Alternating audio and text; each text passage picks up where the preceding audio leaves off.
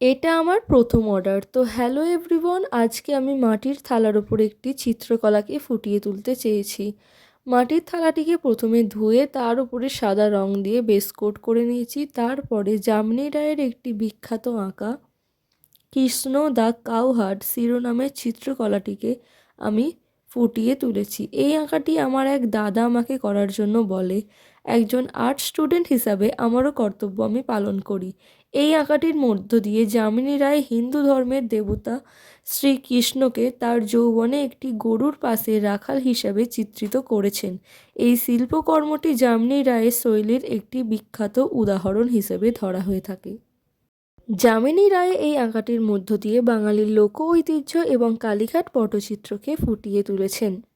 আশা করি দাদার এই আঁকাটি খুবই ভালো লাগবে এবং তোমরাও কমেন্ট করে জানিও তোমাদের এই আঁকাটি কেমন লেগেছে।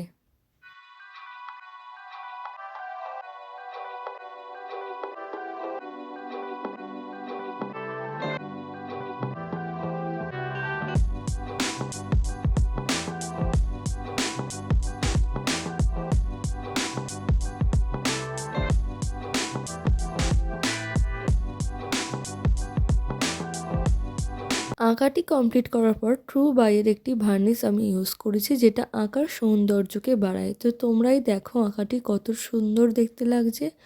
তোমরা অবশ্যই কমেন্ট করে জানিও কেমন লাগছে।